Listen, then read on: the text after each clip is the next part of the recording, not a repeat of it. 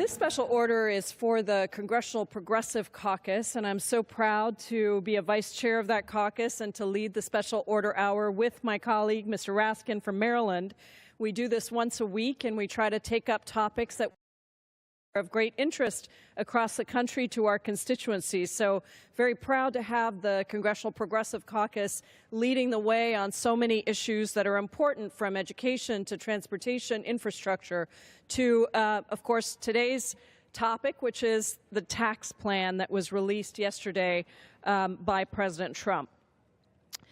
The tax plan that was released yesterday, and I have to start by saying I'm not sure this is actually the plan. I'm not sure that a one-page document constitutes a plan.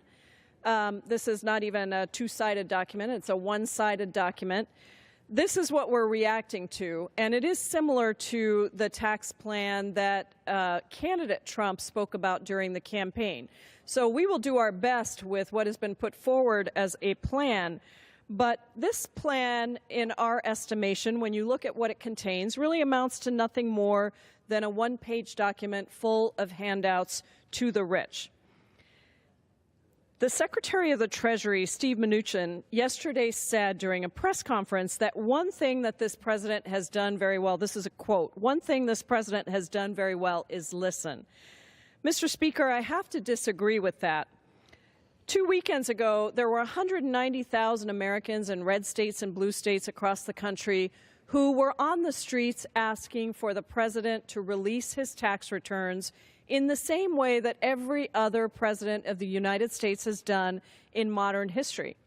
And unfortunately, this president has not listened. As a candidate, he said he would release his tax returns. As a president, he has refused to do so.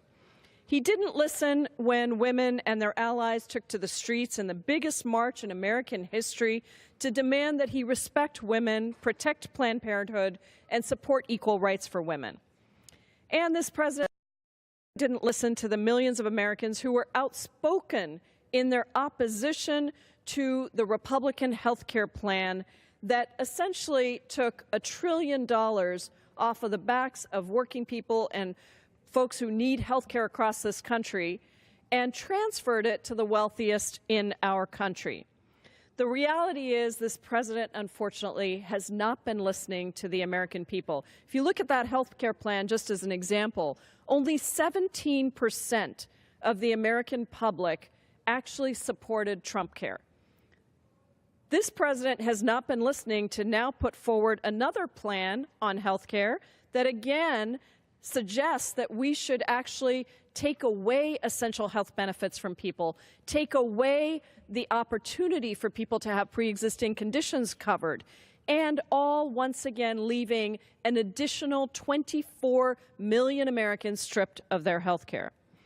So in this tax press conference yesterday, it became very clear that the administration doesn't have really an idea of exactly what the plan is going to look like, except for the fact that it will be good for business. Secretary Mnuchin said, and this is a quote, "Under the Trump plan, we will have a massive tax cut for businesses," end quote. And despite all of President Trump's broken promises, we have to believe that this may actually be true. Let's not forget that the Secretary of the Treasury was a C-level executive at Goldman Sachs, and his loyalties have been with big business. The tax plan, as we've been given it on this one-page document, is a gift-wrapped tax cut to the highest earners and corporations. The claim is that it was written to create jobs and spur economic growth and help low- and middle-income families, but what it really does is drastically reduce tax rates for big to just 15%. That tax break isn't just for corporations, it's also for pass-through firms. And let's be clear about what pass-through firms are. Pass-through firms are entities that wealthy people and companies use in order to funnel money and have lower tax rates. Among these companies is the Trump Organization. And this is why, in asking for the president's tax returns, this is not just an ask that it doesn't have any meaning. It's not a partisan ask.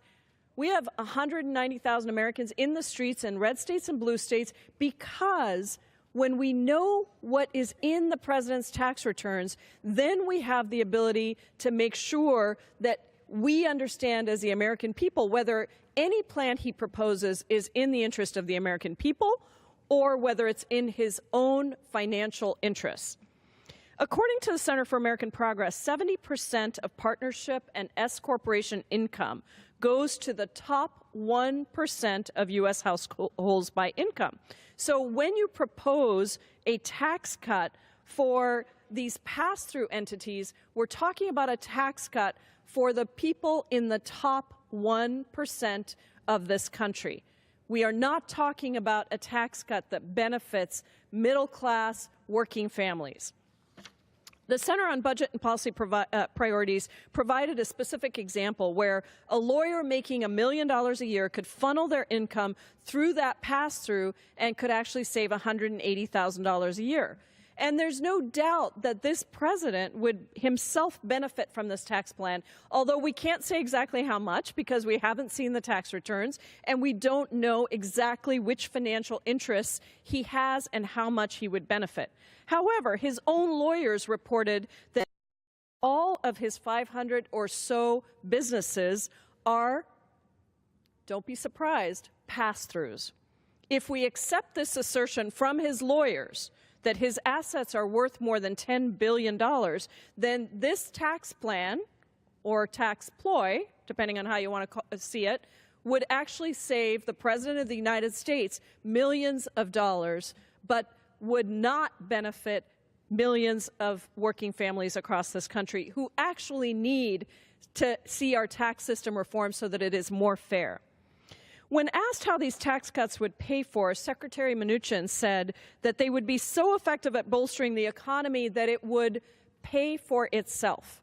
Now, we've seen trickle-down economics before in this country, and it is a nonsensical idea that this tax plan would bolster the economy. We've seen the disastrous effect of trickle-down economics, specifically on middle-income and low-income families, and the Tax Foundation estimates that reducing the business rate for companies and pass-throughs to 15% would actually reduce revenue in this country by $3.5 trillion over 10 years. And they also found that at the very best, the plan would only spur enough growth to pay for less than half the cost of the tax cuts. And low and middle income Americans would ultimately pay the price, not big business.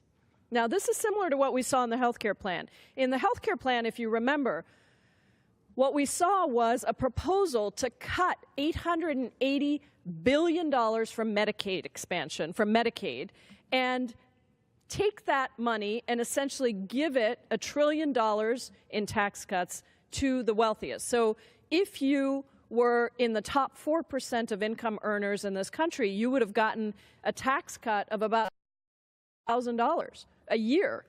But if you were in that age that we like to call seniors, between 50 and 64, you would have an age tax and you'd have to pay up to $15,000 more in your premiums. So that's why some of my colleagues across the aisle actually called that health care plan a down payment on a tax plan. It was supposed to be the beginning of a tax reform plan that again moved more money to the wealthiest in our country. We are seeing a state-level microcosm of this playing out right now in the state of Kansas, where the state passed massive tax cuts, including exempting pass-throughs from state taxes. The result? More than 333,000 residents changed their income to funnel through pass-throughs in the first year alone. What happened in Kansas when this was pushed through? State revenue went down by an additional almost 2%, costing $206 million in 2013 and $472 million the following year.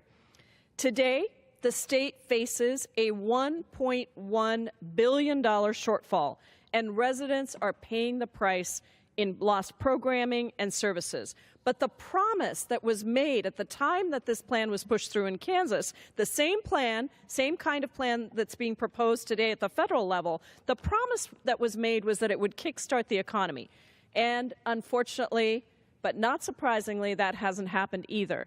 economic growth in Kansas is happening at just half the national average. Because here's the thing.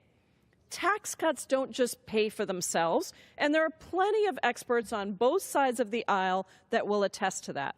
A sheet of paper is not a plan, and everyone knows it. When reporters pressed Secretary Mnuchin and the National Economic Council Director Gary Cohn for details, they failed to provide anything of substance. A reporter asked Cohn 3 times what the tax cut would look like for a family of 4 making $60,000 per year.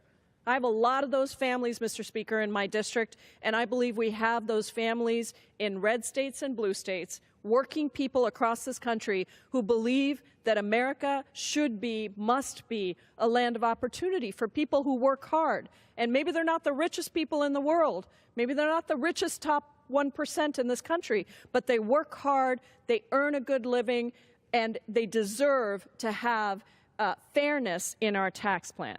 Now, when he was asked 3 times, Mr. Cohn was asked 3 times by this reporter what the tax cut would look like for a family of 4 making $60,000 a year, he replied, "It's going to mean a tax cut," 3 times in a row. Instead of getting answers, though, and when he was pressed, the reporters were told over and over again that they would get more information later and that the administration is in, quote, robust talks.